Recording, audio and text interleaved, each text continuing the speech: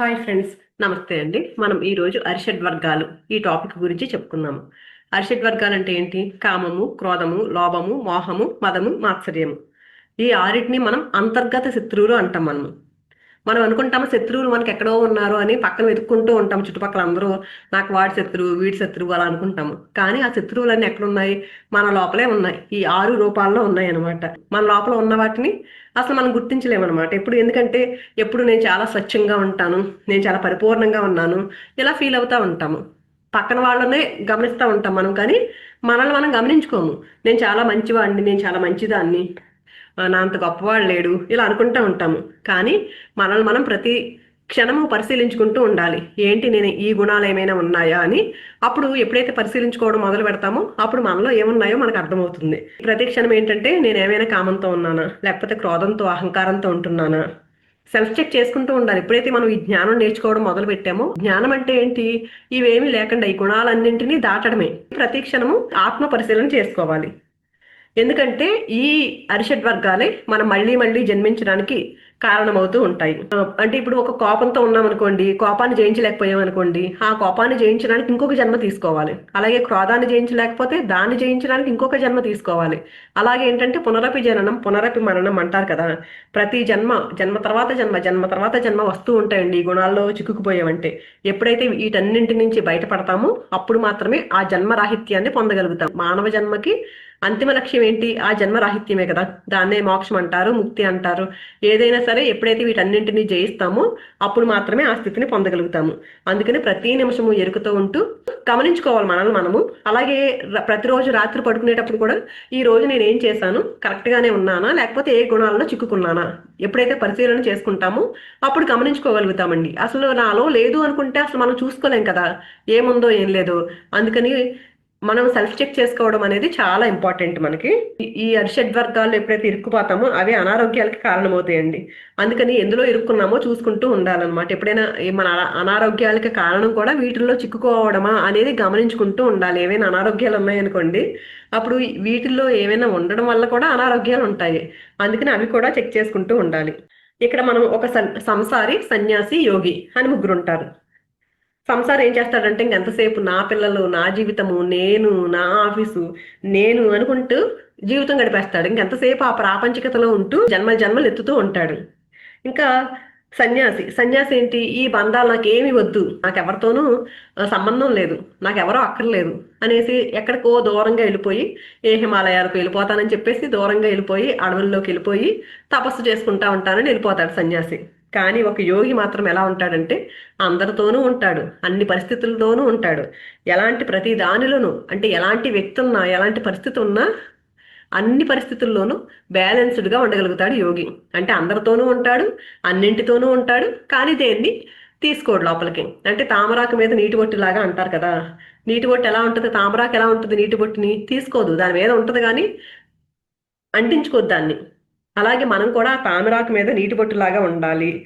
అంటే మధ్య మార్గం. యోగి ఎలా ఉంటున్నాడు? మధ్య మార్గంలో ఉంటాడు. సంసారంలో నిర్వాణం అంటారు కదా, సంసారంలో ఉండాలి, యోగిలాగా ఆ మధ్య మార్గంలో ఉండాలి మనం. అంటే ఒక పక్కన సన్యాసిలాగా మొత్తం విడిచిపెట్టకూడదు, అలాగే సంసారం ఏం చేస్తున్నాడు, ఆ బంధాల్లో ఆ బాధ్యతలతో చిక్కుకుపోతున్నాడు. మనం ఒక పక్కన బాధ్యతలన్నీ తీసుకోవాలి, బాధ్యతలన్నీ నిర్వహిస్తూ ఉండాలి, ఒక పక్కన పూర్తిగా వదిలేయకుండా ఉండాలి, మధ్య మార్గంలో పట్టుకున్నట్టు ఉండాలి, కానీ వాటిని బంధం కింద చేసుకోకూడదు. అందుకే గీతలో కృష్ణుడు చెప్తారు కదా, యోగి భవ అర్జున అంటారు. అంటే యోగివిక అర్జున అని చెప్తారు. అంటే ఏంటి? స్థిత ప్రజ్ఞతతో ఉండడం. ఎలాంటి పరిస్థితుల్లో ఉన్నా సరే ఒకేలాగా, అమ్మో నాకేంటి కష్టం వచ్చింది అని ఎక్కువగా దిగులు పడిపోకుండా, నాకు చాలా హ్యాపీగా ఉన్నానని చెప్పేసి ఆనందం పడిపోకుండా, ఎలాంటి వచ్చినా, కష్టం వచ్చినా, సుఖం వచ్చినా, దుఃఖం వచ్చినా, బాధ వచ్చినా, సంతోషం వచ్చినా, ఆనందం వచ్చినా ఒకే రకంగా కష్టాల్లో కృంగిపోకుండా, సుఖాల్లో పొంగిపోకుండా ఎప్పుడు పరమానందంతో ఉండగలగాలి. ఆ పరిస్థితులకి అనుగుణంగా చక్కగా ముందుకు వెళ్ళిపోవాలి. అయితే ఇక్కడ ఒక సన్యాసి గురించి చెప్పుకుందామండి. ఒక సన్యాసి సంసారాలు బాధ్యతలు ఏం వద్దని చెప్పేసి ఎక్కడికో తపస్సు చేసుకోవడానికి వెళ్ళిపోయాడండి. తపస్సు చేసుకోవడానికి వెళ్ళిపోయి ఒక 10 సంవత్సరాలు అలా తపస్సు చేసుకుని, ఆహా అరిషడ్ వర్గాలన్నింటినీ జయించేశాను నేను, ఇంకా నన్ను ఎవరు, ఎలాంటి వాళ్ళు నన్ను ఏమీ చేయలేరు, అంటే నన్ను ఎవరు ఎఫెక్ట్ చేయలేరు నన్ను, అలా అనుకుంటూ ఉంటాడనమాట. అక్కడే ఆ పక్కన ఊరిలో ఒక ఉత్సవం చేసుకుంటూ ఉంటారు. ఆ ఉత్సవానికి ఈయన్ని గెస్ట్ లాగా ఆహ్వానిస్తారనమాట. అయితే ఆ ఊరికి వెళ్తాడు ఈయన. వెళ్ళినప్పుడు అక్కడ చాలా మంది కోలాహలం, అక్కడ ఉత్సవం కదా, జనాలు చాలా రద్దీ ఎక్కువగా ఉంటుందన్నమాట. ఈయన నడుస్తూ ఉన్నప్పుడు ఒక 10-15 సంవత్సరాల పిల్లవాడు కాలు తొక్కుతాడు అనుకోకుండా ఈయనది. తొక్కేసరికి సారీ సారీ అని చెప్తాడు చూసి వెంటనే. అయినా సరే ఈయన ఏంటి నన్ను కాలు తొక్కుతావా, నేను ఒక సన్యాసిని అని చాలా కోపం తెచ్చేసుకుని ఆ పిల్లవాడిని తిట్టేస్తాడు. తిట్టేశాక మరి అంతకాలం తపస్సు చేశాడు కదా, అందుకని వెంటనే ఎరుకులోకి వస్తాడు. ఇదేంటి, నేను ఇన్ని సంవత్సరాలు నేను అరిషడ్ వర్గాలను జయించేశాను అనుకున్నాను కదా, జయించలేదా అని అర్థమవుతుంది అతనికి. అర్థమయ్యి అప్పుడు ఇలా కాదు అంటే, ఒంటరిగా ఉంటే మనం ఏమనుకుంటాము, నేను అన్నిటిని జయించేశాను అనుకుంటాం, కానీ అందరి మధ్యలో ఉంటేనే తెలుస్తుంది. అంటే మన చుట్టుపక్కల ఎవరు లేరనుకోండి, అసలు మనలో ఉన్నాయో లేదో ఎలా తెలుస్తాయి. వాళ్ళ పక్కన వాళ్ళు ఏదైనా చేశారు మన జీవితంలో మనల్ని బాధ పెట్టడమో లేకపోతే ఇంకేమైనా చేసినప్పుడు మన అరిషడ్ వర్గాలు బయటపడతాయి అప్పుడు నిజంగా ఉన్నాయా లేదా అనేది. అసలు మనల్ని ఎవరు టచ్ చేయలేనప్పుడు, మన దగ్గరికి ఎవరు రానప్పుడు మనలో ఉన్నాయో లేదో కూడా చెక్ చేసుకోలేము మనము. అప్పుడు ఆయన అర్థమై ఏం చేశాడు, ఆయన అందరిలోకి రావాలి, వచ్చి అప్పుడు జయించాలి అరిషడ్ వర్గాల్ని, ఒక్కడే ఉండి సాధించడం కాదనేది అర్థమైంది ఆ సన్యాసికి. అందుకని మనం కూడా ఏంటంటే ప్రతి నిమిషం ఎరుగుతూ ఉంటూ మనల్ని మనం ఎప్పటికప్పుడు గమనించుకుంటూ ఉండాలి. అందరి మధ్యలో ఉన్నప్పుడు మాత్రమే మనకు అర్థమవుతుంది కాబట్టి మనల్ని మనం చూసుకోవాలి, ఏంటి ఇలా ఉన్నాను, ఈ గుణంలో ఉన్నానా, దీన్ని మార్చుకోవాలా నేను అనేది మనమే గుర్తుంచుకోవాలి దాన్ని. మనం ఎలా ఉండాలంటే ఒక గోపాలుడు లాగా మారిపోవాలి. గోపాలుడు అంటే ఏంటి, గో అంటే ఇంద్రియాలు, పాలుడు అంటే పాలించేవాడు. మన ఇంద్రియాలని మనం పాలించాలి. మనం పాలించడం అంటే ఏంటి, మన కోపం ఉండాలి, కానీ ఆ కోపం ఏంటంటే మన ఊరికి నటించాలన్నమాట. ఒక కోపం వచ్చినప్పుడు అది కోపాన్ని చూపించడం కాదు, మనం నటిస్తూ ఉండాలి, మన కంట్రోల్లో ఉండాలి. మనం ఎప్పుడు ఇది చూపించాలి, ఈ ఎక్స్ప్రెషన్ నేను చూపించాలి అనుకున్నప్పుడు మాత్రమే మనం చూపించగలగాలి. అక్కడ కోపం నటించాలి, నటించకపోతే అవ్వట్లేదు, అప్పుడు నటించాలంతే. అలా కాకుండా సడన్ గా వచ్చేయకూడదు మనకి, అంటే మన కంట్రోల్లో ఉండాలి. ఈ అరిషడ్ వర్గాలన్నీ కూడా మనం కంట్రోల్ చేసుకునేలాగా ఉండాలి. నేను ఇక్కడ ఈ ఎక్స్ప్రెషన్ నేను చూపించాలి ఇక్కడ అనుకున్నప్పుడు మాత్రమే చూపించగలగాలి. అలాంటి స్టేజ్ వరకు వెళ్ళాలి మనం, అంత ఎరుకుతూ ఉండాలి మనము. ఇవన్నీ ఈ అరిషడ్ వర్గాలన్నీ ఎప్పుడైతే మనం ఆ కంట్రోల్తో ఉంటామో, ఈ అరిషడ్ వర్గాలన్నీ మన కంట్రోల్లో ఉంటాయి, మనం వాటి కంట్రోల్లో ఉండట్లేదు. మనం ఇలా చేయాలనుకున్నప్పుడు మాత్రమే అవి చేయాలన్నమాట. ఆ గుణాలు మనలో బయటపడాలి. అలా ఎప్పుడైతే ఆ ఇంద్రియ నిగ్రహం ఎప్పుడైతే వస్తుందో అప్పుడు మనం అందరం గోపాలులం అయిపోతాము. గోపాలుడు అంటే ఎవరో కాదు, మనమే, మనలోనే ఉన్నాడు ఆ గోపాలుడు. మనం ఆ గోపాలుడు లాగా అవ్వాలి మనము. ఈ అరిషడ్ వర్గాలు గొప్ప పరికరాలు. ఎందుకంటే ఒక మానవుడిగా ఉన్నాం మనం ఇప్పుడు. ఏంటి, గుణాలన్నిటితో ఎక్కువగా ఉండిపోయి మానవుడిగా ఉన్నాం. ఎప్పుడైతే వీటన్నింటినీ జయిస్తామో, వీటన్నింటినీ మనం నిగ్రహంతో ఉంటామో, వీటన్నింటినీ కంట్రోల్లో ఉంచుకోగలుగుతామో అప్పుడు మనం ఏమవుతామో, మాధవుడిగా మారిపోతాము. ఆ దేవుడు అంటే దైవత్వం, మన లోపల ఉన్న దైవత్వం అప్పుడు బయటకు వస్తుంది అనమాట. ఆ గుణాలన్నీ మన కంట్రోల్లో ఉన్నప్పుడు ఆ దైవ గుణాలతో మనం వెలుగొందుతూ ఉంటాము. అందుకని ఒక దేవుడిలాగా మారాలి, ఆ పరమాత్మను బయటికి తీసుకురావాలంటే ఆ దైవ గుణాలతో ఉండాలి. ఏంట దైవ గుణాలంటే మనకి తెలుసు కదా, ప్రేమ, క్షమ, సేవ, సహనము, శరణాగతి, యాక్సెప్ట్ చేయడము, కృతజ్ఞత, ఈ గుణాలన్నింటినీ పెంపొందించుకోవాలి. ఎప్పుడైతే షడ్వర్గాలను దాటి ఈ గుణాలతో ఎప్పుడైతే ఉండగలుగుతామో మనలో ఉన్న పరమాత్మ తత్వాన్ని మనం బయటికి తీసుకొచ్చినట్టే అనమాట. అందుకని వీటన్నింటి గురించి డీటెయిల్డ్గా తెలుసుకుందాం ఇప్పుడు. ఫస్ట్ది కామము. కామం అంటే ఏంటంటే తీవ్రమైన కోరిక, దాన్నే కామం అంటారు. అంటే ప్రతిరోజు అన్నం తినాలనుకోవడము కోరిక, కానీ ప్రతిరోజు పంచభక్ష పరమాన్నాలే కావాలి అనుకున్నాం అనుకోండి, అది కామం అనమాట. నాకు అవసరం ఉన్నంత వరకు కావాలనుకోవడం ఓకే, కానీ ఇలా కాదు, నాకు అల్టిమేట్ కావాలి అలా అనుకోవడమే కామము. దీన్నే బుద్ధుడు తృష్ణ అంటారు. అంటే కోరిక ఉండాలి, ఎంత కావాలో అంతే ఉండాలి, కానీ అంత కాకుండా మనకి ఇంకా తీవ్రంగా ఉంటుంది, ఆ తృష్ణే చెప్తారు బుద్ధుడు. ఆ తీవ్రమైన కోరికని తృష్ణ అంటాము. ఆ తృష్ణ వల్ల ఏమవుతుంది, మనకి కోరిక తీరట్లేదు కదా, అందుకని దుఃఖం వస్తుంది. ఆ దుఃఖం ఎందుకు వచ్చింది, అవిద్య వల్ల వచ్చింది. అవిద్య అంటే ఏంటి, అజ్ఞానం. అజ్ఞానం లేకపోవడం వల్ల ఆ దుఃఖం వచ్చింది. అజ్ఞానం అంటే ఏంటి, అసలు ఎలాంటి ఆత్మజ్ఞానం లేకపోవడము. ఆధ్యాత్మిక విద్య లేదు అంటే, ఆధ్యాత్మిక విద్య అంటే ఏంటి, ఏమున్నా ఏమి లేకపోయినా ఆనందంగా ఉండడం. మనం ఒక్క క్షణం కూడా ఆనందంగా లేము అంటే ఆత్మజ్ఞానం లేదు. ఆత్మజ్ఞానం లేనివాడు మాత్రమే ఏడుస్తూ ఉంటాడు, ఆత్మజ్ఞానం లేని వాడికి మాత్రమే దుఃఖం వస్తూ ఉంటుంది. ఇదంతా ఒక సైకిల్ అనమాట. ఆ కోరిక అంటే తృష్ణ, ఆ తృష్ణ వల్ల దుఃఖం వస్తుంది, ఆ దుఃఖం వల్ల అవిద్య, అజ్ఞానంలో ఉంటున్నాము, ఆ అజ్ఞానంలో వల్ల బాధ వస్తుంది మనకి. అందుకని మనం చేయాల్సింది, ఎప్పుడైతే మనకి ఈ జ్ఞానం నేర్చుకుంటామో, అంటే మనం చేయాల్సింది చేస్తే రావాల్సింది మనకు వస్తుంది అనేది ఎప్పుడైతే అర్థమవుతుందో, ఆ అర్థం అవడాన్ని జ్ఞానంతో ఉండడం అంటాము. మన దగ్గరికి ఏదో ఒక వస్తువు మన దగ్గరికి రాలేదండి అంటే ఏంటి, మనకు అర్హత లేదు, ఆ వస్తువును పొందే అర్హత లేదు కాబట్టి మన దగ్గరికి రాలేదు. అది ఆ జ్ఞానంతో ఎప్పుడైతే ఉంటామో మనకి కోరిక, ఈ కామంలో చిక్కుకోకుండా ఉంటాము.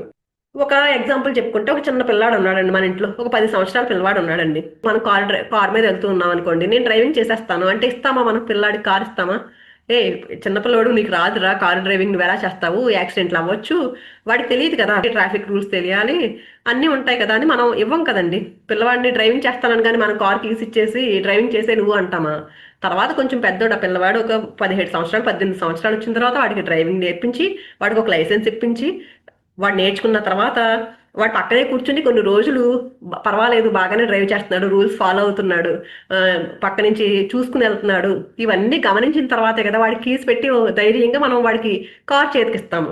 అలాగే భగవంతుడు కూడా ఏంటంటే మనకు ఒక వస్తువు ఇచ్చే అర్హత లేదనుకోండి, వీడికి ఏంటి పిల్లాడికి ఏంటి వాడికి ఇంకా వాడికి ఆ డ్రైవింగ్ చేసే సామర్థ్యం లేదు, అందుకని ఇవ్వట్లేదు. మనం కూడా ఏంటంటే మనకి ఏదైనా ఒకటి కావాలి జీవితంలో అంటే మనకు ఆ సామర్థ్యం ఉండాలి, ఆ అర్హత ఉండాలి, అది తీసుకునే అర్హత.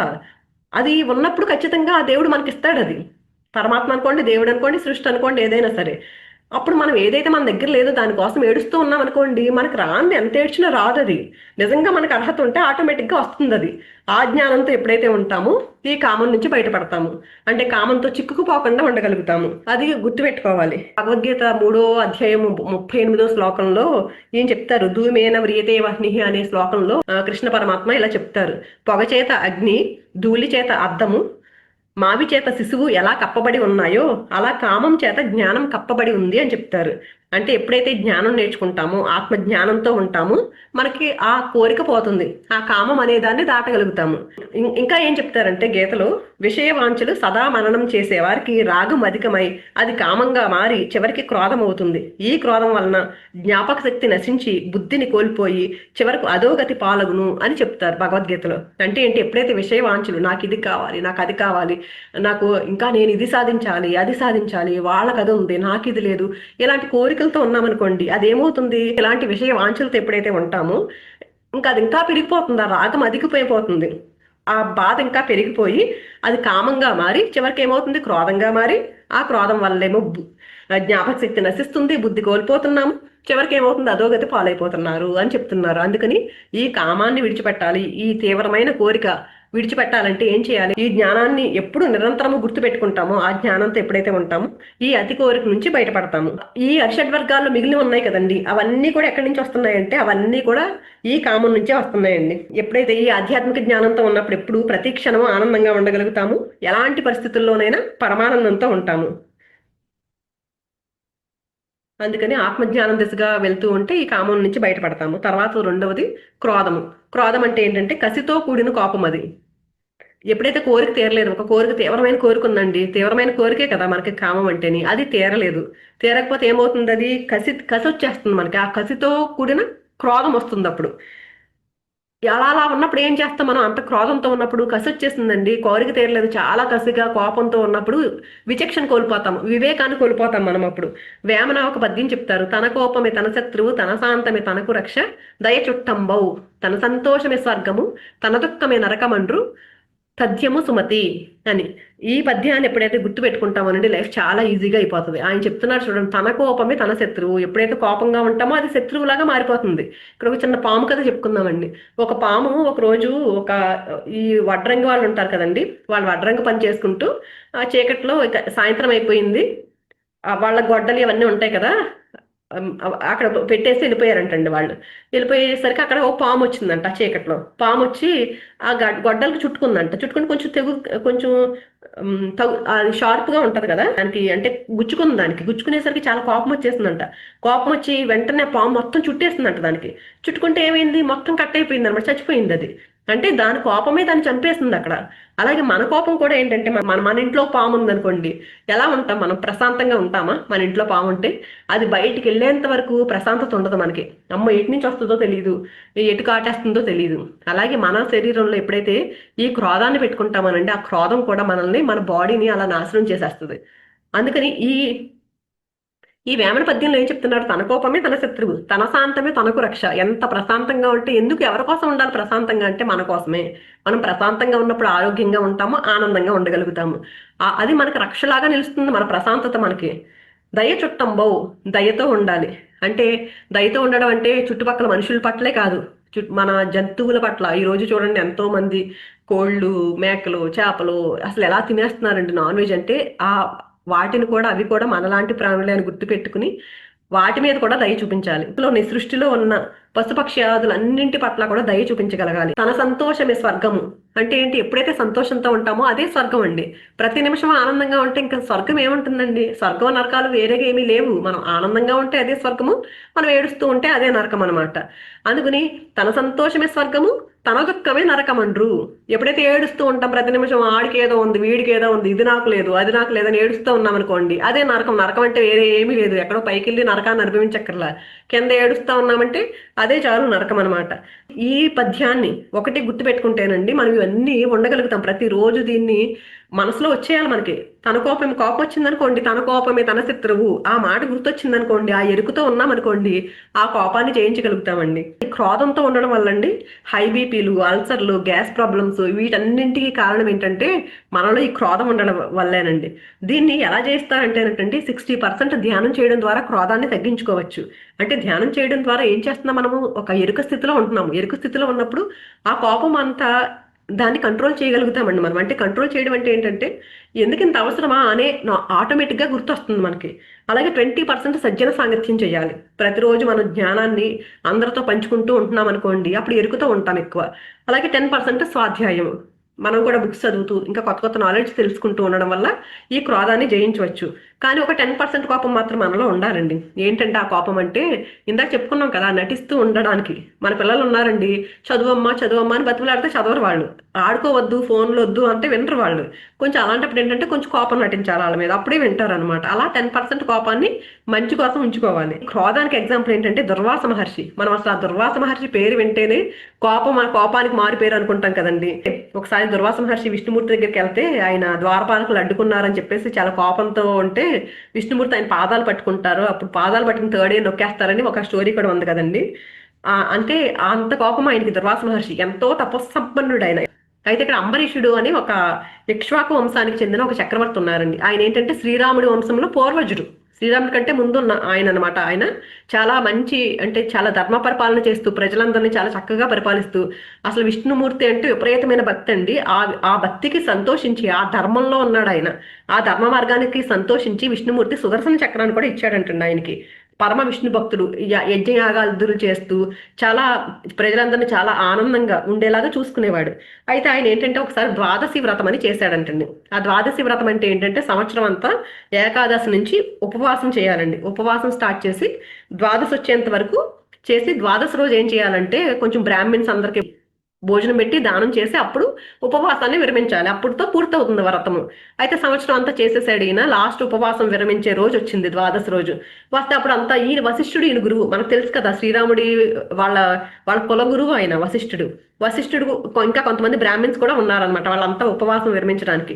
ఆ టైంలో ఏమైందంటే వశిష్ఠుడికి వీళ్ళందరికీ కూడా దానాలు చేయడం అయిపోయింది, వాళ్ళందరికీ భోజనాలు కూడా పెట్టేశారు. ఇంక ఈయన తినేయడం, ఇంక ఉపవాసాన్ని విరమించడమే అనమాట. ఇంకా అంబరీషుడు కరెక్ట్ గా అదే టైంలో దుర్వాసుడు వస్తాడు. వస్తే కరెక్ట్ టైంకి వచ్చారు, మీకు కూడా భోజనం పెడతాను రండి అని పిలుస్తాడు ఆయన. పిలుస్తానంటే సరే నేను స్నానం చేసి వస్తాను నదికి వెళ్ళి అని చెప్తాడు. ఆ నదిలో స్నానం చేయడానికి వెళ్ళి దుర్వాస ముని ఏం చేస్తాడంటే తపస్సులోకి వెళ్ళిపోతాడు. అంటే తెలియకుండా వెళ్ళిపోతాడు అనమాట. అంటే వాళ్ళు ఏంటంటే కళ్ళు మూసుకుంటే తపస్సు అంతా ఎప్పుడు తపస్సు చేసుకునేవాళ్ళు కదా, ఎంత టైం ఉన్నా సరే టైం అయిపోతుంది కానీ ఆయన తపస్సు నుంచి బయటికి రావట్లేదు. అప్పుడు ఇక్కడ ఈయనకి ఏంటి టైం అయిపోతుంది. ఆ రోజే ఆ వ్రతం విరమణ చేసేయాలి.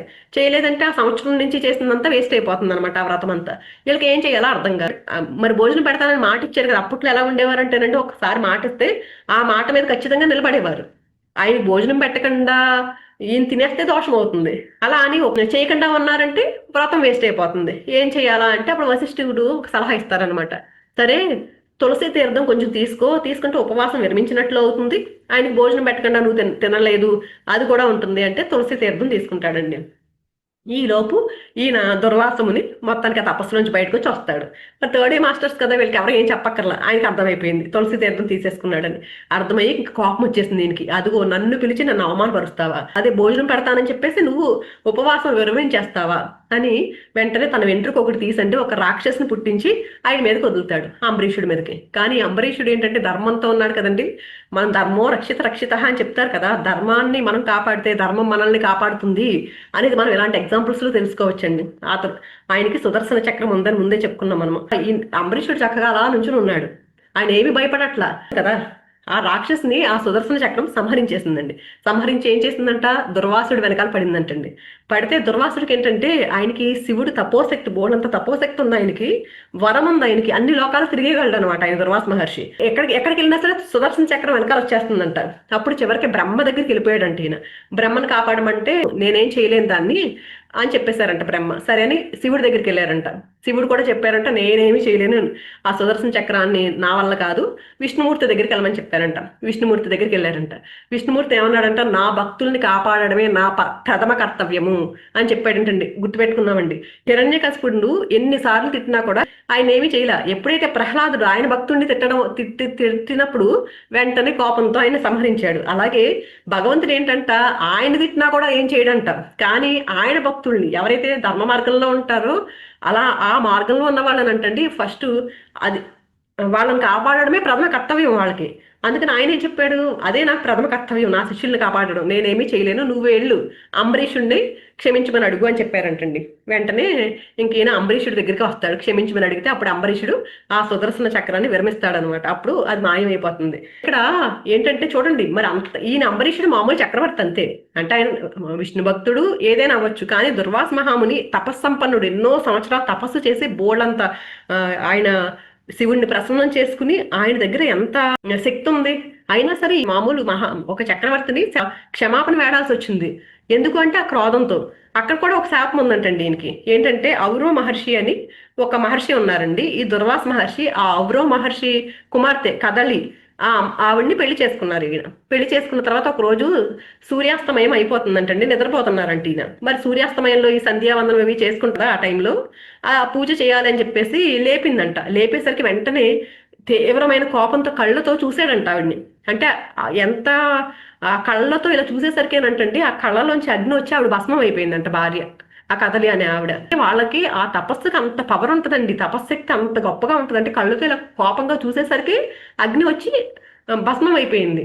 వెంటనే రియలైజ్ అవుతాడు ఆయన, ఏంటి ఇలా అయిందని చెప్పేసి. అప్పుడు ఒక వరం ఇస్తాడు అనమాట ఆవిడికి, నిన్ను ప్రతి ఒక్కళ్ళు పూజిస్తారు, మన కదలి ఫలం అంటారు కదండి, అరటిపండు. ఇప్పుడు అంతా పూజలు ఎక్కువగా అరటిపండు ఉపయోగిస్తారు కదండి, అలా వరం ఇచ్చాడంట.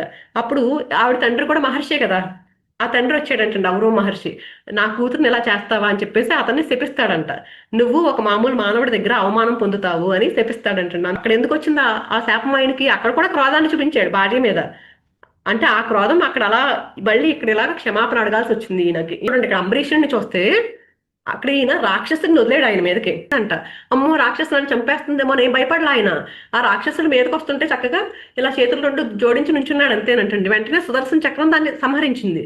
మనం కూడా అంతేనండి, జీవితంలో సంఘటనలు వచ్చినప్పుడు ఆయన పూర్తిగా సరెండర్ అయిపోయాడు. ఆయన అప్పుడు ఎదిరించాలని అనుకోలేదు, ఆ చక్కగా అలా నమస్కారం చేసుకుంటూ నుంచునిపోయాడు అంతే. అంటే సరెండర్ అయిపోవడం అంటే అదేనండి. ఆ టైంలో మనం ఏమీ చేయలేము.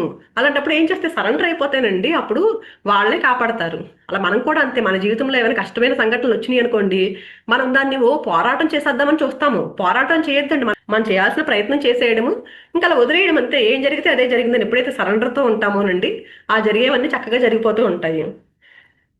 అందుకని ఇక్కడ ఈ మహర్షుల చరిత్రలు అన్నిటి నుంచి మనం నేర్చుకోవాలండి. ఎందుకు నేర్చుకుంటున్నాం, ఇవన్నీ ఎందుకు చెప్పుకుంటున్నాం అంటే మనకి గుర్తు రావాలి. మన జీవితంలో మనం ఏ సంఘటన వచ్చినా సరే ఇవన్నీ మనకి గుర్తు రావాలి. అందుకే ఈ చరిత్రలన్నీ మనకి ఎందుకు ఇచ్చారంటే ఇవన్నీ నేర్చుకోండి మీరు. ఇలాంటి గుణాలంటే వాళ్ళ అనుభవాన్ని మనం జ్ఞానం కింద తీసుకోవాలి. అనుభవమే జ్ఞానం అంటారు, మన అనుభవమే అక్కర్లేదు.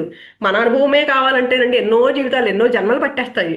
పక్కన వాళ్ళ అనుభవం నుంచి కూడా మనం నేర్చుకోవాలి. ఇలా ఉండకూడదు, ఇలా ఉంటే అవుతుంది అనేదాన్ని మనం నేర్చుకోవాలన్నమాట ఇక్కడ. అంటే ఎంత సాధన చేసినా కూడా అహంకారం ఉండకూడదు. ఆయన ఎంత సాధన చేశాడండి దుర్వాస మహర్షి, ఎంత తపస్సంపన్నుడు. అంత సాధన చేసినా కూడా అహంకారంతో ఉంటే ఏమవుతుంది, పరాజయం పాలవుతారు. తర్వాత ఆయనకు భోజనం పెట్టడము, తర్వాత ఈయన ఉపవాసం విరమణ చేయడం అంతా అయిపోయిందండి. అందుకని ప్రతి నిమిషము ఎరుకుతూ ఉండాలండి. ఎరుకుతూ ఉన్నప్పుడు మనం ఇందులో చిక్కుకోకుండా ఉంటాము. మరి కోపాన్ని జయించాలంటే ఏం చేయాలి? ఇందాక చెప్పుకున్నాం కదా, కామాన్ని జయించాలంటే జ్ఞానంతో ఉండాలి అని. ఇప్పుడు కోపం ఉంది, కోపాన్ని జయించాలంటే ఏంటంటే క్షమతో ఉండడం నేర్చుకోవాలి. ఆ క్షమ అనేది ఒక దైవిక గుణము.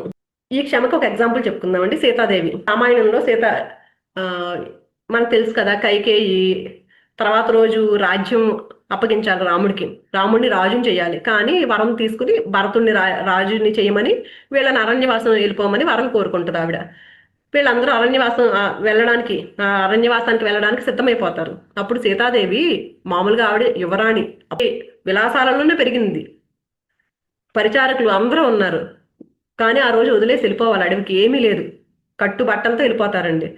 అప్పుడు కూడా కోపం తెచ్చుకోలేదు ఆవిడ. పైగా ఏం చేసింది ఆవిడ, మీనాక్షి ఆవిడతో పాటు తెచ్చుకున్న ఆ పరిచారిక ఆ మీనాక్షిని పిలిచి రేపొద్దున మేము వెళ్ళిపోయిన తర్వాత కైకేయిని అందరూ, ఎందుకంటే రాముడు అంటే చాలా ఇష్టం అండి అందరికి, వెళ్ళిపోయిన తర్వాత కైకేయిని ఎవరు ఊరుకోరు, ఆ అందరూ బాగా తిడతా ఉంటారు, ఆవిడ భరించలేరు, జాగ్రత్తగా చూడు నువ్వు కైకేయిని, నువ్వు ఆవిడ బాధ్యత నీది అని. ఎవరైనా అయితే ఎంత ఎలా ఉంటామండి, అలాంటి మనల్ని బయటికి గెంటేస్తున్నారు అనుకోండి, ఎలా ఉంటుంది, ఎంత కోపం వచ్చేస్తుంది వాళ్ళ మీద. కానీ ఇవిడ అసలు ఎంత కూడా కోపం లేదండి. ఆ క్షమతో మళ్ళీ కోపం లేదు సరే కదా, మళ్ళీ ఆవిడ బాధ్యతను తీసుకుంది ఇవిడ. ఆవిడకి తెలియక చేసింది తెలుసు, అజ్ఞానంతో ఉన్నారు ఆవిడ. అంత క్షమాగుణం చూడండి. ఈ రోజు కూడా సీతామాత అని దేవతకు ఎందుకు పూజిస్తున్నాం మనం అంటే ఆ క్షమ ఉండడం వల్లేనండి. అలాగే మనం ఈ క్షమను నేర్చుకోవాలండి. ఎప్పుడైతే క్షమను నేర్చుకుంటామో అది ఒక దైవిక గుణం అండి. మనం కూడా దైవంలా మారిపోతామండి. ఆ దైవంలా మారడమే మనం చేయాల్సింది మానవ జన్మలో. ఇంకా ఆర్య సమాజ స్థాపకుడు దయానంద సరస్వతి మనం విన్నాం కదండి ఈయన పేరు. ఈయనంటండి, ఈయన కూడా ఏంటంటే చాలా పేరు వస్తుంది. ఎవరికైనా ఏంటంటే పేరు వస్తుంది అనుకునేసరికి వాళ్ళకి ఎంత పేరు వచ్చిందో అంతమంది శత్రువులు తయారైపోతారు. ఏంటి మాకన్నా ఎదిగిపోతున్నాడని. కొంతమంది శత్రువులు అంటండి ఈయన చంపేయాలని చెప్పేసి ఈయన దగ్గర ఒక వంట అతను ఉంటాడంట. ఆ వంట అతనికి కొంచెం ఆయనకి డబ్బులు ఇచ్చి విషం పెట్టేయమని చెప్తారంట ఆహారంలో. ఆ వంట అతను విషం వండేసే ఆహారంలో విషం కలిపేసి పెట్టేస్తాడు. పెట్టేస్తే అది తిన్న తర్వాత అర్థమవుతుంది దీనికి, దయానంద సరస్వతికి విషయం పెట్టిన విషయం అర్థమైపోతుంది. అర్థమైపోయి వెంటనే వంట అతన్ని పిలిచి, ఆయన శిష్యులు ఎక్కడికో వెళ్తారనమాట, అక్కడ ఉండరు. అప్పుడు ఆయనకి డబ్బులు ఇచ్చేసి నువ్వు వెంటనే ఇక్కడి నుంచి వెళ్ళిపో, లేకపోతే నేను చంపేస్తారు అని చెప్పేసి అక్కడి నుంచి పంపేస్తాడండి. ఎంత క్షమాగుణం చూడండి. అంటే తనని చంపడానికి ప్రయత్నించిన వ్యక్తిని కూడా క్షమించాడు ఆయన. అందుకే ఈ మహాత్ముడిలాగా ఈరోజు మనం గుర్తిస్తున్నాము. అంటే మనం గుర్తించడం కాదండి, ఆ క్షమాగుణాన్ని మనం కూడా పెంచుకోవాలి. మన జీవితంలో ఎవరో వచ్చారంటే ఎందుకు వచ్చారు వాళ్ళు అంటే మనకి ఏదో పాఠం నేర్పించడానికి మాత్రమే వచ్చారు. అది గుర్తు పెట్టుకునండి. మన జీవితంలో ఏదైనా సంఘటనలు వచ్చినా కూడా వాళ్ళ మీద కోపాన్ని పెంచుకోకుండా మనం క్షమని పెంచుకోవాలి. ఎప్పుడైతే క్షమాగుణంతో ఉంటామోనండి, ఎవరి కోసమో కాదు, మనం గుర్తుపెట్టుకోవాలి. మనం ఏది చేసినా కూడా ఎవరి కోసమో చేయట్లేదు, మన కోసం మనం చేసుకుంటున్నాము. మనం ప్రశాంతంగా ఉండాలి, మనం ఆరోగ్యంగా ఉండాలంటే మనం ఆ క్షమాగుణంతో ఉండాలండి. ఆ క్షమాగుణాన్ని పెంచుకోవాలి. అంటే ఇప్పుడు ఏంటి, రెండవది ఈ క్రోధాన్ని పోగొట్టుకోవాలంటే ఆ క్షమని నేర్చుకోవాలి. తర్వాత గుణంలోకి వెళ్దామండి, లోభము. లోభగుణం అంటే ఏంటంటే కోరిక తీరకపోతే క్రోధం అవుతుంది. కోరిక తీరింది అనుకోండి, అప్పుడు ఇంకా కావాలి. ఆ కోరిక తీరిపోయింది అయినా సరే సరిపోదు, ఒక ఇల్లు కావాలనుకున్నాము, సరే ఆ ఇల్లు కొనుక్కున్నాం మనము, ఈ ఇల్లు సరిపోదు, రేపొద్దున ఇంకొకటి ఎవడో పెద్ద ఇల్లు కొనుక్కున్నాడు, ఆ ఇల్లు కావాలి అంటే లోభం వచ్చేస్తుంది అనమాట. అక్కడ ఆ లోభంతో ఉంటాము, ఇంకా కావాలి ఇంకా కావాలి అంటే ఇవంటండి కామము, క్రోధము, లోభము. ఈ మూడు కూడా నరక ద్వారాలంటండి. అంటే అవి ఎప్పుడు రెడీగా మనల్ని నరకానికి తీసుకెళ్తానంటే దుఃఖంలో ఉంచడానికి చూస్తూ ఉంటాయి అనమాట. వాటి మూడింటిని దాటితేనే మనం స్వర్గద్వారాన్ని చేరుకుంటాము. స్వర్గద్వారం అంటే ఏంటి, ఆనంద స్థితికి చేరుకుంటాం అనమాట. అందుకని ఇక్కడ దుర్యోధనుడు చూడండి, ఎగ్జాంపుల్ చెప్పుకోవాలంటే 5 ఊళ్ళు కావాలి పాండవులు అడుగుతారండి. పెద్ద రాజ్యం అంటండి, కౌరవ రాజ్యం అంటే చాలా పెద్దదంట. కానీ 5 ఊళ్ళు ఇమ్మంటే ఇవ్వలేరు. ఇవ్వకపోతే ఏమైంది, నిజంగా 5 ఊళ్ళు ఇచ్చేసి ఉంటే మిగిలినంత అలా ఉండేదేమో. అసలు మనిషే లేకుండా పోయాడు ఆ లోభం వల్ల. ఒక చిన్న చిట్టెలుక స్టోరీ చెప్పుకుందామండి. ఒక రోజు ఒక ఎలుక ఆహారం కోసం వెతుకుంటూ వెళ్తుందంటండి. ఒక చిన్న టబ్బు లాంటిది ఏదో కనిపించిందంట దానికి, దానిలో ధాన్యం ఉన్నట్టు తెలిసిందంట. దానికి ఏదో చిన్న హోల్ కూడా ఉందంటండి, ఒక రంధ్రం ఉందంట. ఆ రంధ్రం నుంచి లోపలికి వెళ్ళి ఆ ధాన్యాన్ని తినేసిందంటండి. తిన్న తర్వాత ఏమైందంటే లావ్ అయిపోయిందంట. అది బాగా తినేసింది, ఫుల్గా తినేసింది అనమాట. లావ్ అయిపోతే మళ్ళీ బయటకు వచ్చేద్దామని చూస్తే ఆ రంధ్రం చిన్నదైందంట, ఇది పట్టట్లేదంట. అప్పుడు ఏడుస్తుందంట. అప్పుడే పక్క నుంచి ఒక కుందేలు వెళ్తుందంట. దీనికి ఏడుపుని మించి ఏంటి అని చూసి ఎలుక ఉందని చూసిందంట. ఎందుకు ఏడుస్తున్నావంటే, ఇలా నేను లోపలికి వచ్చేసాను కానీ బయటికి వెళ్ళలేకపోతున్నాను, నేను పట్టట్లేదు అని చెప్పిందంట. ఎందుకు దానికి ఏడుస్తున్నావు, నువ్వు ఈ రోజు ఆహారం మానేస్తే మళ్ళీ చిక్కుపోతావు, బాడీ మళ్ళీ అప్పుడు బయటకు వద్దుగానే అని చెప్పిందంట. సరే అని చెప్పేసి ఆ నైట్ అలా పడుకుందంటండి. తర్వాత రోజుకి ఏంటంటే కొంచెం మామూలుగా తన సైజ్ తగ్గిందంట. తగ్గితే అప్పుడు బయటకు వచ్చేయచ్చు మళ్ళీ. కానీ అప్పుడు అనుకుందంట మళ్ళీ తినేసి అప్పుడు వెళ్దాం, ఇప్పుడు అర్జెంట్ ఏముంది, ఇక్కడ ధాన్యం ఉంది కదా, వదిలేసి వెళ్ళిపోతానని చెప్పేసి మళ్ళీ తినడం మొదలు పెట్టిందంటండి. తినేసరికి మళ్ళీ లావ్ అయింది, మళ్ళీ బయటికి రావడానికి వీలవ్వట్లేదు. రేపు పొద్దున వెళ్దాం, కంగారు ఏముంది అనుకుందంటండి. అప్పుడే కాసేపటికి అంటండి ఒక పిల్లి అట్టుగా వెళ్తూ దానికి ఎలక వాసన వచ్చిందంటండి. వెంటనే అది ఆ పైన ఒక టబ్లాగా ఉందనమాట, దాని మూత తీసేసి అలకని తీసుకుని తినేసిందంటండి. అంటే లోభంతో ఉంటే ఏమవుతుందంటేనండి, మనల్ని నాశనం చేసేస్తుంది ఆ లోభము. ఆ లోభంతో ఉండకుండా ఉండాలంటే ఏంటంటే మనం తృప్తితో ఉండాలండి. ఏది ఉంటే దానికి తృప్తి ఉండాలి. మన జీవితంలో ఏది ఉందో దానికి తృప్తి చెందాలి. తేనెటీగ ఎగ్జాంపుల్ కూడా చెప్పుకోవచ్చండి. తేనెటీగ చూడండి, ఎన్నో పువ్వులు, 1,00,000 పువ్వుల నుంచి సేకరించిన తేనె అంటండి ఒక స్పూన్ ఎంత అవుతుందంట. అంటే అన్ని పువ్వుల నుంచి సేకరిస్తుంది తేనె. అది ఏమైనా ఉపయోగపడుతుందా, మనం తీసుకుని వాడుకుంటున్నాం. అది కూడా లోభగుణం మనకు ఉపయోగపడదు. అది మనం ఎప్పుడైతే తృప్తితో ఉంటామోనండి ఈ లోభాన్ని జయించవచ్చు. తర్వాత మోహం అండి. మోహం అంటే ఏంటంటే మనకి సంపద పట్ల, మనకున్న డబ్బు పట్ల, మన పిల్లల పట్ల, వీటన్నింటి పట్ల, లేకపోతే మన తల్లిదండ్రుల పట్ల, కొంతమంది చూడండి వాళ్ళందరి పట్ల మోహాన్ని ఏర్పరచుకుంటూ ఉంటాం మనము. ఆ మోహం ఏంటంటే ఒక బంధం లాగా మారిపోతుందండి. ధృతరాష్ట్రుడు గురించి ఎగ్జాంపుల్ చెప్పుకోవచ్చు ఇక్కడ మనం. ధృతరాష్ట్రుడు చూడండి, దుర్యోధనుడు చిన్నప్పటి నుంచి ఎన్ని తప్పులు చేసినా సరేనంటండి పట్టించుకునేవాడు కాదంట. ఆ మోహగుణంతో ఉండిపోయేవాడు. తప్పులు చేసినా సరే ఈ తప్పు నువ్వు చేయకూడదని కూడా చెప్పేవాడు కాదంట దుర్యోధనుడికి. తర్వాత ఏం చేశాడు, మొత్తం కోల్పోయాడు, పిల్లల్నే కోల్పోయాడు మోహంతో ఉండడం వల్ల. మోహంతో ఉండడం అంటే జడభరతుడు స్టోరీ చెప్పుకుందామండి. జడభరతుడు అంటే భరతుడు, ఆయన పేరు మీదే భారతదేశం వచ్చిందంట మనకి. భరతుడు అంటండి ఒక రాజు, ఆయన కూడా ఒక చక్రవర్తి. అసలు ఎంత ధర్మంతో పరిపాలించి సంపద నాకు ఇంకేమీ వద్దు, నేను ఇంకా తపస్సు చేసుకుంటానని చెప్పేసి పిల్లల్ని, ఆ సంపదని, రాజ్యాన్ని అంతటిని వదిలేసి అడవికి వచ్చేసాడండి తపస్సు చేసుకోవడానికి. తపస్సు చేసుకుంటూ ఉన్నాడంటండి. ఒక రోజు ఏమైందంటే స్నానానికి వెళ్ళాడంటండి. నది స్నానానికి వెళ్ళినప్పుడు ఒక జింక అంటండి, అది ప్రెగ్నెంట్ తో ఉంది.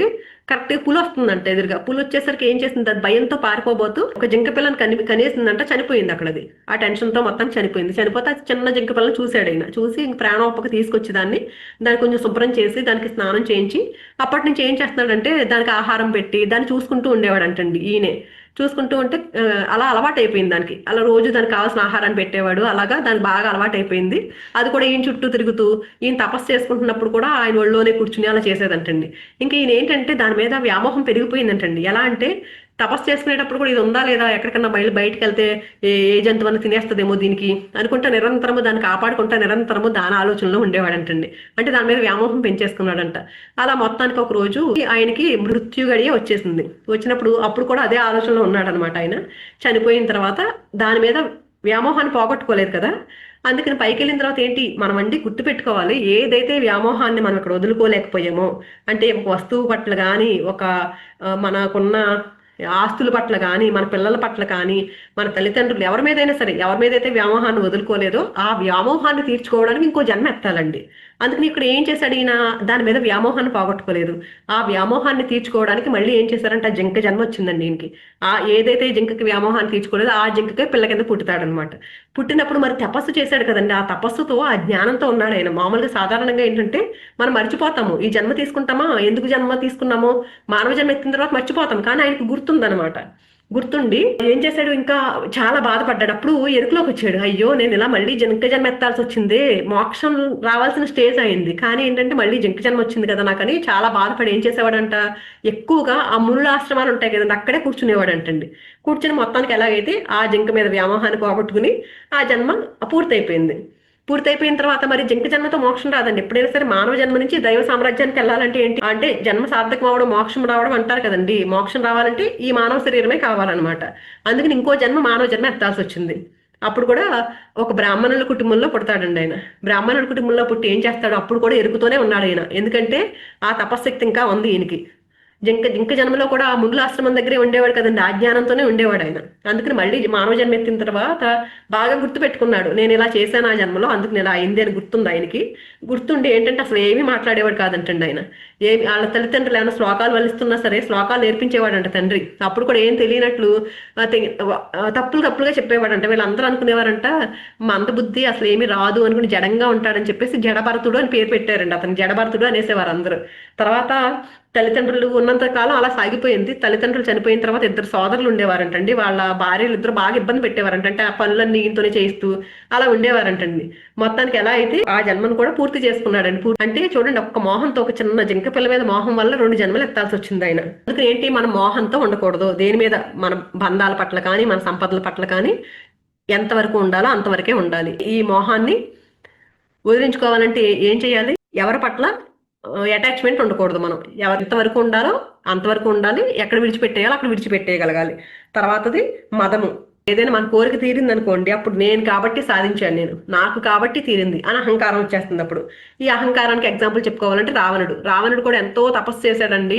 ఆయనకి ఎంతో పెద్ద రాజ్యం ఉంది, పెద్ద సంపదలు ఉన్నాయి, అయినా సరే నేను ఏం చేసినా సరే చెల్లుతుంది అని అహంకారం వచ్చేస్తుంది. అహంకారం వచ్చేసి అహంకారంతో సీతను అపహరించి ఏం చేశాడు, మృత్యువుని కొని తెచ్చుకున్నాడు. ఆయనకున్న సంపదకి, ఆయనకున్న తపశక్తికి శివుణ్ణి కూడా ప్రసన్నం చేసుకోగలిగాడండి. అంత తపశక్తి సంపాదించాడు. కానీ ఆ తపశక్తి అంతా ఏం చేశాడు, అహంకారానికి వాడేసుకున్నాడు ఆయన. వాడుకుని ఏంటి, నాశనం అయిపోయాడు ఆయన. అలాగే విశ్వామిత్రుడు కూడానండి, ఒక త్రిశంకు అని ఒక అతను ఉన్నాడంట. విశ్వామిత్రుడి దగ్గరికి వచ్చి నాకు నన్ను స్వర్గానికి పంపించి అని అడిగాడంట. పంపించు అని అడిగితే వెంటనే స్వర్గానికి పంపించేస్తాడు ఈయన తపశక్తి ఉపయోగించి. పంపించేస్తే అక్కడ స్వర్గానికి ఎవరు పడితే వాళ్ళు వెళ్ళడానికి ఏం అక్కడ గేట్లు తెరిచి ఉంచరండి. ఆ క్వాలిఫికేషన్ ఎవరికైతే ఉందో వాళ్ళని రాణిస్తారు లోపలికి. నీకు ఇక్కడ ఏమీ లేదు, నీకు ఎంట్రన్స్ లేదు, ఇక్కడ వెళ్ళిపో అని పంపించేస్తారు అతనికి. వెంటనే పంపించేస్తే అప్పుడు విశ్వామిత్రుడు కోపం వస్తుంది అనమాట. ఏంటి నేను పంపించిన వాళ్ళని తిరిగి పంపిస్తారా అని ఒక త్రిశంకు స్వర్గం అని ఒక స్వర్గాన్ని సృష్టించేస్తాడండి. అప్పటి వరకు 1000 జన్మలు చేసుకున్న ఆయన తపస్సు చేసుకున్న ఫలాన్నంతా ఉపయోగించేసి ఒక సృష్టించేస్తాడు ఆ త్రిశంకు స్వర్గాన్ని. అంటే అహంకారం, అంత అహంకారం చూపిస్తాడనమాట అక్కడ. ఏమైంది అప్పుడు మొత్తం అంతా ఈ తపశక్తి అంతా పోయింది దానివల్ల, ఆ అహంకారంతో. ఇక్కడ చూడండి, ఈ విశ్వామిత్రుని చూసుకుంటే మోహం కూడా మేనకాన్ని పంపిస్తే ఇవన్నీ ఏంటంటే తపస్సు చేసినప్పుడు అండి. మనం కూడా ఎగ్జాంపుల్ ఏంటంటే ఇక్కడ మెడిటేషన్ చేసుకుంటున్నామండి, సాధన చేసుకుంటున్నాము, ఎన్నో పరీక్షలు ఎదురవుతూ ఉంటాయండి. చూడండి, ఇక్కడ మేనకని పంపించాడు, ఎవరు ఇంద్రుడు మేనకని పంపించాడు అని ఇంద్రుడిని తిట్టుకుంటూ ఉంటాం అందరూ. ఏంటంటే ప్రతి ఒక్కళ్ళకి కావాలని అందరిని చెడగొట్టాలని చూస్తాడు, ఆయన పదవికి ఎసరు పెడతారేమో అని అంటారు. కానీ అలా కాదండి. వాళ్ళు నిజంగానే ఆ తపశక్తితో మనం ఏం చేయాలి, అది ఆ తపశక్తి మనకి ఉపయోగపడాలి. అంటే ఇప్పుడు ధ్యానం చేసుకుంటున్నాం మనము, ఆ ధ్యాన శక్తిని మనం ఎలా ఉపయోగించుకుంటున్నాము, అంటే నెగిటివ్గా ఉపయోగించుకుంటున్నామా పాజిటివ్గా ఉపయోగించుకుంటున్నామా అనేది కూడా చాలా ఇంపార్టెంట్. ఇక్కడ ఏంటంటే తపస్సు చేసుకుంటున్నాడు, వీడు నిజంగా అలా ఉంటున్నారా లేదా అని మేనకని పంపిస్తే ఏం చేశాడు ఆయన, ఆ మోహంలో పడిపోయాడు. ఈయన పడిపోయిన తర్వాత అప్పుడు గుర్తొస్తుంది ఈయనకి తర్వాత ఆ తపశక్తి వేస్ట్ అయిపోయింది అక్కడ. అంటే ఏంటంటే ఆ మోహం అలా అలా మనల్ని మాయ చేసేస్తూ ఉంటది అనమాట. అక్కడ మోహం కదండి, ఇక్కడ ఏంటంటే అహంకారం. ఆ త్రిశంకు స్వర్గాన్ని సృష్టించాడు కదా. ఇవన్నీ ఏంటంటే మనల్ని మాయలో కమ్మేసి ఇవన్నిటిలోకి తీసుకెళ్ళిపోతూ ఉంటాయి. అందుకు నిరంతరం ఎరుకతో ఉండాలి మనం. ఎప్పుడైతే మనం సమత్వ భావంతో ఉంటామో, అంటే నేను ఎవరికంటే ఎక్కువ కాదు, నేను ఎవరికంటే తక్కువ కాదు, మళ్ళీ నేను తక్కువ నేను చేయలేను అనుకున్నాం అనుకోండి, అది కూడా అహంకారమేనంట. మనం అహంకారం అంటే ఏమనుకుంటాము, నాకు అంతా ఉంది, నేను గొప్పవాడిని అలా అనుకోవడమే అహంకారం అనుకుంటామా. నేనేమీ చేయలేను అనుకోవడం కూడా అహంకారమేనంట. అంటే అప్పుడు ఎందుకు మనం ఏం చేయాలి దీనికి, నేను ఎవరికంటే ఎక్కువ కాదు, నేను ఎవరికంటే తక్కువ కాదు అని ఎప్పుడైతే దాన్ని గుర్తుంచుకోగలుగుతామో అప్పుడు దీని నుంచి బయటపడగలుగుతామంటండి. అందుకని మనం ధ్యానం చేసినప్పుడు కూడా అంతే. మనం ఎలాంటి మాటలు మాట్లాడుతున్నాము, ఎవరినైనా విమర్శిస్తున్నామా, లేకపోతే ఎవరో మన దగ్గరికి వచ్చి పక్కన వాళ్ళు విమర్శిస్తూ ఉంటే వింటున్నామా, అలాంటి పనులు చేసామనుకోండి, మనం ధ్యానంతో ఏదైతే విశ్వశక్తి ప్రాణశక్తి తీసుకుంటున్నామో అదంతా వేస్ట్ అయిపోతుంది. మనకి ఒక కుండ ఉందండి, ఆ కుండకు ఒక రంధ్రం ఉందనుకోండి, అందులో ఎన్ని నీళ్లు పోసినా ఉంటాయా, ఆ రంధ్రంలోంచి బయటకు వచ్చేస్తాయి. అలాగే కొంతమంది మేము ధ్యానం చేసుకుంటాం కానీ మాకేమీ రిజల్ట్ తెలియట్లేదు అంటే ఆ ధ్యాన శక్తిని ఎలా ఉపయోగిస్తున్నారు అనేది చాలా ఇంపార్టెంట్. అంటే ఈ అరిషడ్ వర్గాలతో ఉపయోగించేస్తున్నారు ఆ ధ్యాన శక్తిని, వేస్ట్ అయిపోతుందండి. అలా కాకుండా ఎప్పుడైతే మనం కంట్రోల్లో ఉంటామో అప్పుడు మాత్రమే మనకు ఆ ధ్యాన శక్తి ఉపయోగపడుతుంది. అందుకని ప్రతి నిమిషము ఎరుకుతూ ఉండాలి. అసలు ఆధ్యాత్మిక అహంకారం చాలా ఇంకా ఎక్కువ అండి. మామూలు అహంకారం కంటేనండి ఆధ్యాత్మిక వ్యక్తుల మధ్య అహంకారం చాలా ఎక్కువగా ఉంటుందంటండి. ఎందుకంటే ఆధ్యాత్మిక వ్యక్తులు ఎలా ఉంటారు, నేను కాబట్టి ధ్యానం చేస్తున్నాను, నాకు కాబట్టి జ్ఞానం తెలుసని తెలియని వాళ్ళని చూస్తే ఏదో చీప్ గా చూస్తూ ఉంటారు అనమాట. వీడికి ఏమీ తెలియదు, అజ్ఞానంతో ఉన్నాడని. అందుకని ఆధ్యాత్మిక వ్యక్తులు ఇంకా ఎక్కువగా ఎదుగుతూ ఉండాలంటండి. లేకపోతే అహంకారంలో పడిపోయి అహంకారం నాశనం చేసేస్తుంది.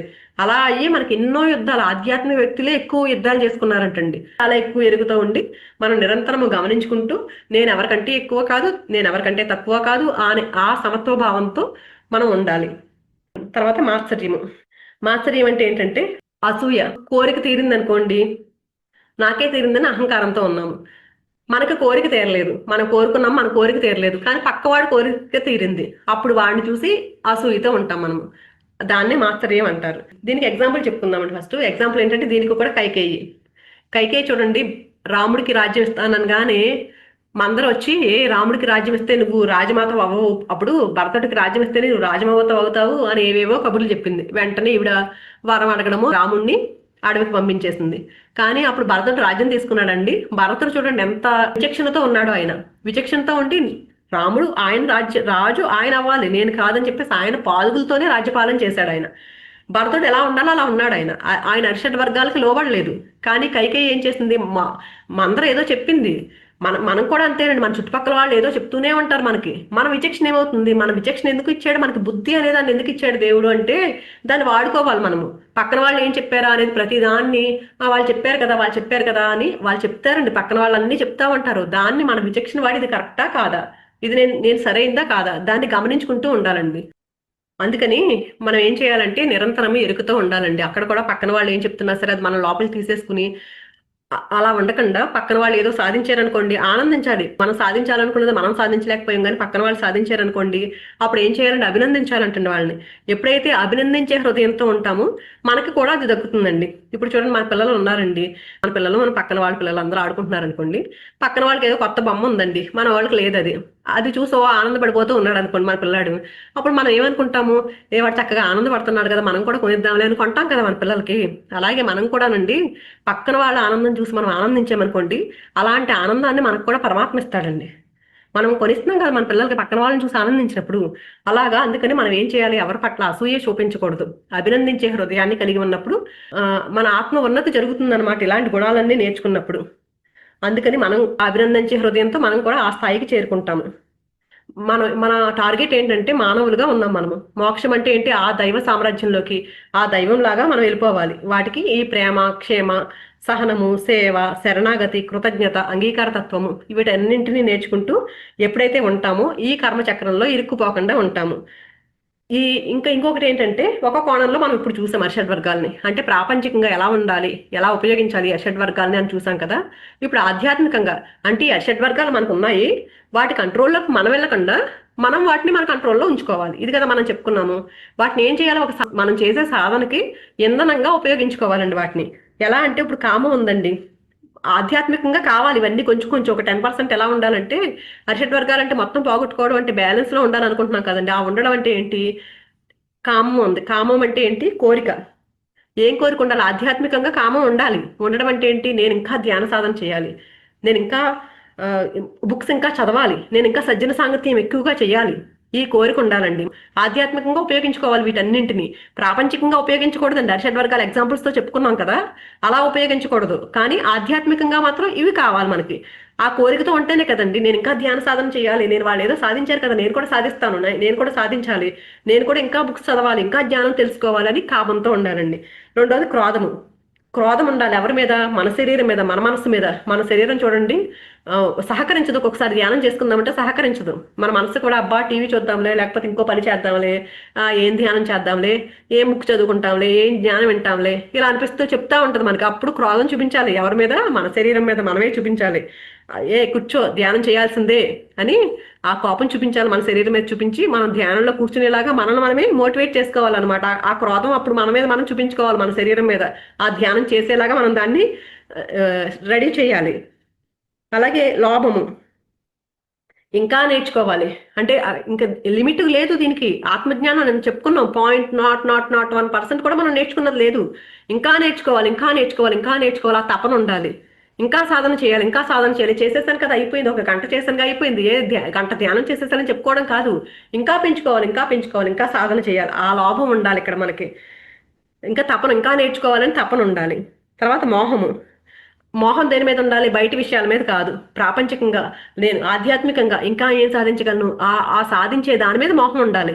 ఆ ధ్యాన సాధన చేస్తాను కదా, నాకు అనుభవం వచ్చింది కదా, నాకు ఇంకా కావాలి అని దాంతో ఆ మోహం ఉండాలి. తర్వాత అహంకారము.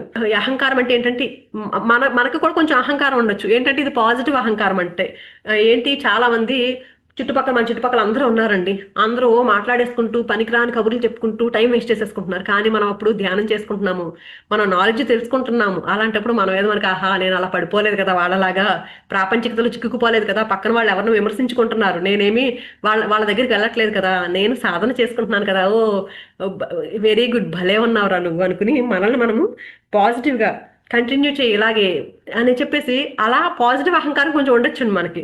ఎప్పుడైతే మనల్ని మనం మన గురించి మనం మంచిగా చెప్పుకున్నప్పుడు కూడా అది ఇంకా మనం ముందుకెళ్ళేలా చేస్తుంది అనమాట. తర్వాత మాత్సర్యం. కొంచెం అసూయ కూడా ఉండాలి. ఎలా ఉండాలి అసూయ అంటే, అది పక్కన వాళ్ళు తిట్టుకునేలాగా ఇలా కాదు. ఆ అసూయ ఏంటంటే, ఇది కూడా విశ్వామిత్రుడు స్టోరీ చెప్పుకోవచ్చు మనం ఇక్కడ. విశ్వామిత్రుడు అంటే వశిష్ఠుడు బ్రహ్మర్షి అయ్యాడు. బ్రహ్మర్షి అయిన తర్వాత ఈయన ఒక రోజు ఒక గోవు కావాలని అడుగుతాడు. ఆయన ఇంటికి భోజనానికి వెళ్తారు, వాళ్ళ దగ్గరికి ఆశ్రమం దగ్గర భోజనానికి వెళ్తే ఒక గోవుని చూస్తాడు అక్కడ. ఆ గోవు ఏంటంటే ఎంతమందికి కావాలంటే ఏం కావాలంటే అది అడగగానే ఇచ్చేస్తూ ఉంటది. ఆ గోవు నాకు ఇమ్మని అడిగితే ఇవ్వడు ఆయన బ్రహ్మర్షి. అది కాదు, నేను ఇవ్వడానికి, నేను ఎవరికైనా భోజనం పెట్టాలంటే కావాలని ఇవ్వకపోయేసరికి కోపం వచ్చి ఎన్ని యుద్ధాలు చేస్తాడో అండి. ఆయన దగ్గర ఎన్నో ఆయుధాలు ఉంటాయి.